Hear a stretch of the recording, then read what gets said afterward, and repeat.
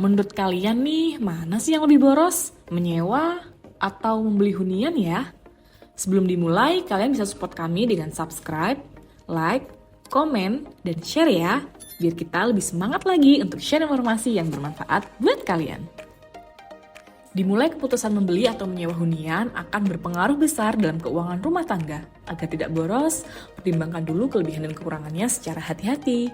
Ketika dewasa, kamu pernah nggak sih merasa ingin segera keluar dari rumah orang tua dan punya tempat tinggal sendiri?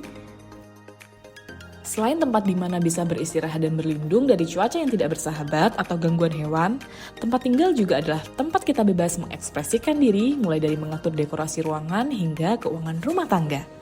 Tak cuma berarti di hati, tempat tinggal juga merupakan aset atau harta yang sangat berharga bagi pemiliknya. Apalagi harga properti terus meningkat dari waktu ke waktu.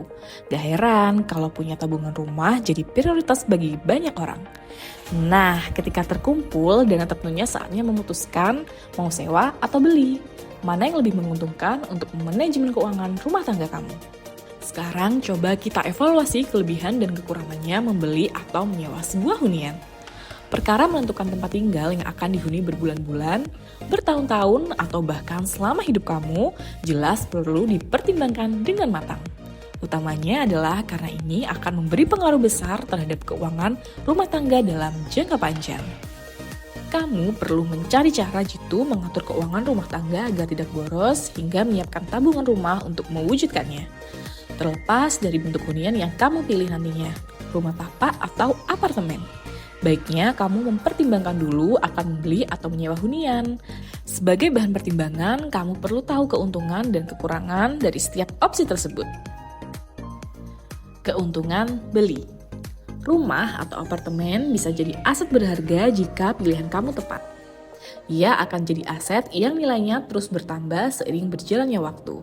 Lahan yang semakin terbatas dan penduduk yang terus bertambah jadi penyebab harga properti terus meningkat. Semakin strategis dan aman lokasi hunian kamu, apalagi jika memiliki fasilitas umum lengkap, makin meningkat nilainya.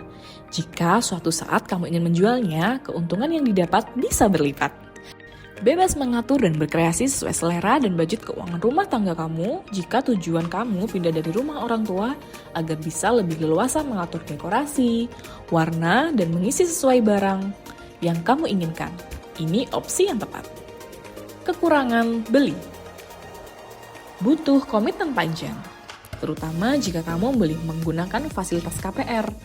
Pastikan kamu siap untuk mengatur keuangan rumah tangga agar tidak boros dan bisa membayar cicilan tepat waktu nantinya. Ada biaya ekstra.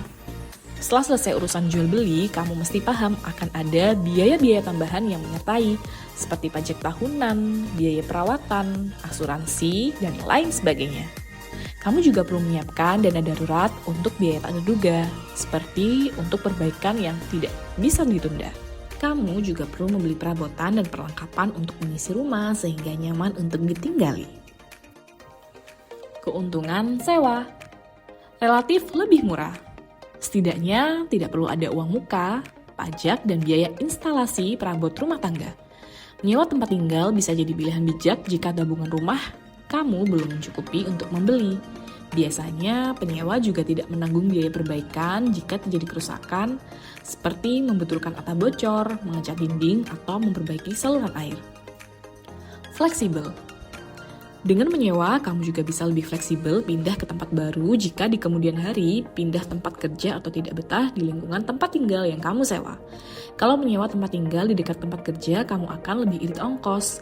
Ini jadi salah satu cara mengatur keuangan rumah tangga agar tidak boros jika kamu sedang mengumpulkan uang untuk membeli hunian idaman.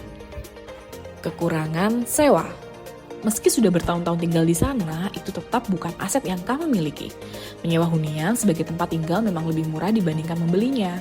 Namun, kamu tetap perlu menyiapkan dana setiap bulan atau tahun saat mengatur keuangan rumah tangga untuk membayar sewa. Padahal, kalau kamu alokasikan dana itu untuk cicilan, kamu mungkin bisa mendapatkan aset, harga sewa juga akan naik dari waktu ke waktu. Kamu tidak bisa bebas mengubah hunian sesuai keinginan, termasuk cat atau menambah detail lain pada hunian. Karena tentunya harus minta izin ke pemilik. Di balik fleksibilitas pindah dari tempat yang kamu sewa, tetap ada biaya dan tenaga untuk melakukannya.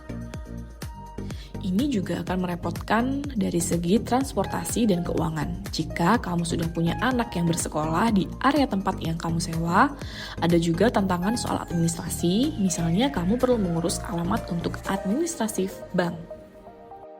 Kondisi setiap persoalan berbeda-beda, sementara yang masih pindah-pindah tugas dari pekerjaan, doain aja ya bisa stay terus sesuai domisili atau sudah ditentukan pekerjaan permanen di suatu daerah.